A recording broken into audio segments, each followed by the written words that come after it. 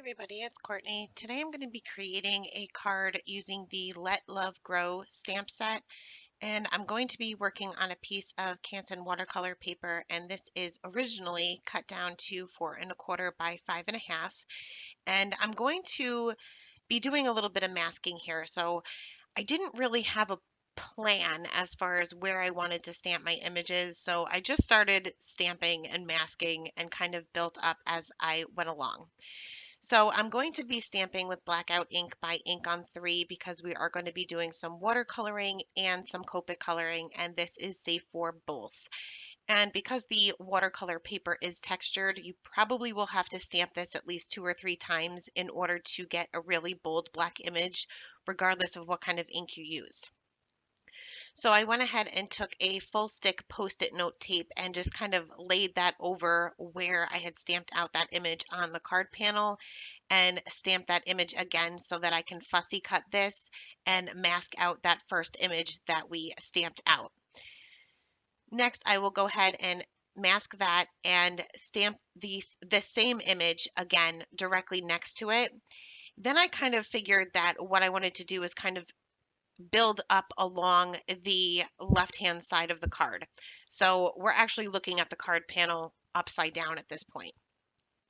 So I masked out that first one. I'm going to lay out that large image and as well as one of the small images, and I'm going to speed things up here because I'm pretty much repeating myself over and over here, but you can kind of see how I built this scene. I'm not really too concerned with what image is laying over another image. I don't care what image is in front of another, but just keep in mind that whatever image you want to be in the front, you'll want to stamp and mask first. And I was being a little bit lazy as well. I didn't want to cut out a bunch of masks. So I'm going to kind of move my masks around as I go along.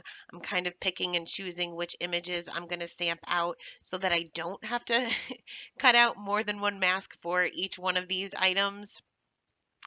So I'm going to go ahead and cut out, I think this might be the last mask or the second to last mask that I cut out here. And I'm just going to start building or filling in that little gap there that I have forming in pretty much the center bottom of the card panel, which will be the center bottom. So I'm just filling in that area with the smaller images within the stamp set. And again, kind of just moving around my masks as I go along. Now, some of these are really teeny tiny, and the masks can be a little difficult to cut out. Being I'm not doing any ink blending, and to be honest, this is kind of a messy card, so I'm not really too concerned with my masks being perfect or even my stamping being perfect because once everything is all said and done, you're really not even going to be able to notice it anyway. So I'm just finishing up my stamping here and again moving around that mask, and I'm using full stick Post-it note tape. Typically I use a more tackier masking paper, but being I'm just doing stamping, I'm not too concerned about it. You will want to make sure that you don't stamp too many times over the same mask because the ink can start to bleed through. So once all of my stamping was done, I will carefully remove all of my masks. At this point, they're really not too much stick left to them. And we're going to be using 2 different mediums here. And I had a video the other day on my channel where I tried this technique and I really loved the way it came out. So I'm just going to kind of switch it up as far as the colors go. And I'm going to start off with some Zig Clean Color pens or markers here. And I'm going to be using 4 different colors. Well, I'm actually going to be using 5 different colors, but I'm starting off with 4. And I'm just going to be scribbling everywhere, basically. These are all blue greens and greens. And I'm just going to be putting little scribbles here and there right on top of the images and outside of the images as well, so that my color bleeds throughout the entire panel. Just switching around different colors. Now you can control the intensity of this. So if you really want this bold and bright, you're going to want to put a ton of pigment down because the zigs don't dry back at all. I wanted this to be really soft in the background. The one that I made on my channel the other day was really bright and bold. I didn't want this to be bright and bold, so I'm just putting a little bit of color down. And then I ended up bringing out a yellow as well and kind of going over those little jewels or gems that are part of the larger image. And then I'm going to take a spray bottle, and this is just a Ranger spritz bottle. You can use anything that you prefer.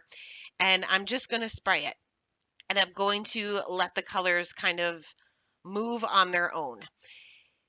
And you can see some of it is kind of pooling up in certain areas. My paper is definitely starting to bend and warp a little bit because of all the water that I put down. You can certainly tape this down. I was just being, again, pretty lazy, and I don't really care. It will flatten out as I go along, but I will take the corner of a paper towel just to kind of dab up some of those areas that are kind of creating a puddle there, especially in the top. Being the cardstock is kind of curving on itself, it's going to kind of go towards the edges. So I just use the corner of a paper towel and barely touch those little puddles because I don't want to take away too much of the pigment. I just want to take away the excess water. So you can heat set this or dry it with your heat gun. I just put it aside to dry for probably about 15 or 20 minutes, and you can see that the panel pretty much flattened on its own. So we're going to move on to the Copic coloring, and this is going to be super simple. You have to have no coloring skills for this at all. I'm going to go right in with my darkest color, and I'm just going to lay out the darkest areas, which are pretty much just at the base of each of these little petals, I think you would refer to them. These are succulents, so I'm not sure if they would be considered petals. And where one of them is laying underneath another, just flicking that out a little bit with my mid-tone color, and then I'll fill in the entire thing with my lightest color. Now, these colors that I chose for my Copic markers very closely match the colors that I use for the zigs, and I want them to. I want them to kind of blend in, but I also want them to pop out, if that makes any sense. It kind of contradicts myself, but you guys know what I mean. I don't want them to pop too much, but I definitely want to differentiate them between from them and the background.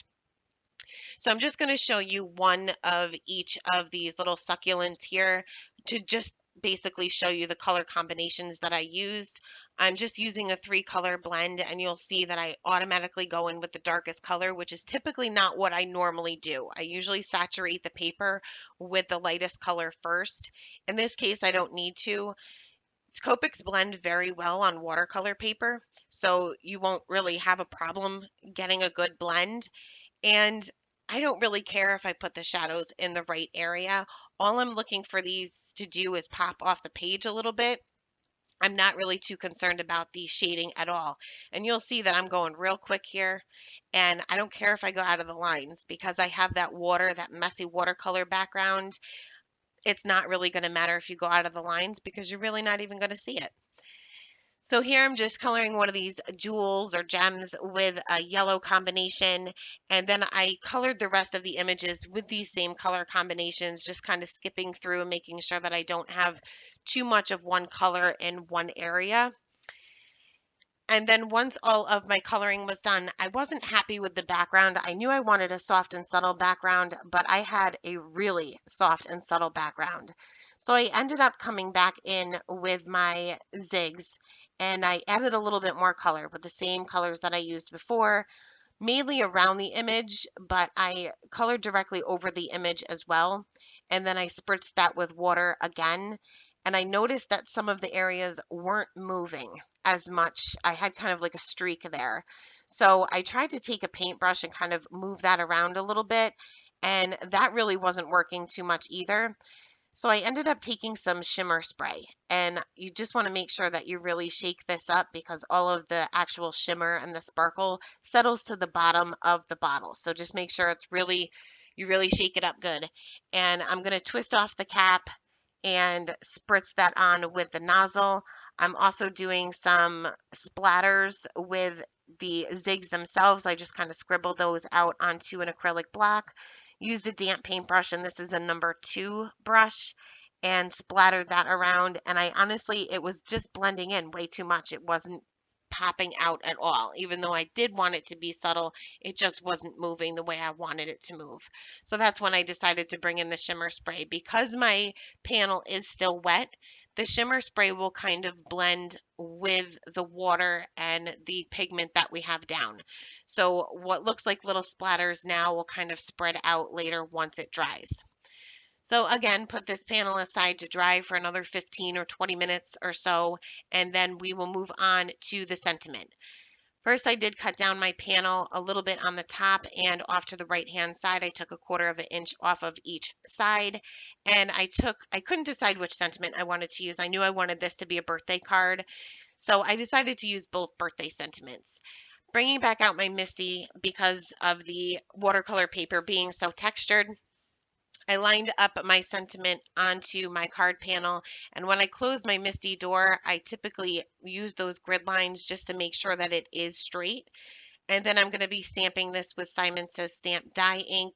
You'll just want to make sure that you're using something that gives you a really bold, crisp image. And I did end up stamping this twice directly onto my card panel. Then for the inside of the card, I just stamped the happy birthday, and I was going to do a little bit of stamping with the images, but I didn't put a panel within my card, the inside of the card, so I didn't want to do any coloring and have that bleed through to the back. So I just stamped this happy birthday with that same Simon Says Stamp die ink. Next, I will take some fun foam, and this is cut just slightly smaller than my card panel itself, and this kind has the adhesive on one side. So I went ahead and adhered that to the back of my watercolor panel, and then I'll take my ATG gun and adhere that to my card base itself. I struggle with the ATG gun. I love my Tombow Mono Multi Glue, but I don't have any right now, so this is kind of my backup. And I don't know whether you guys have problems with this, but I find that it gets a little globby like there.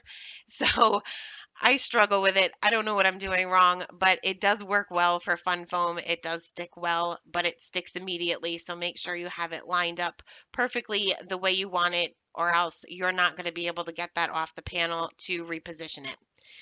So I just have a small white border around that card base itself, and that is it. That is the card for today, guys.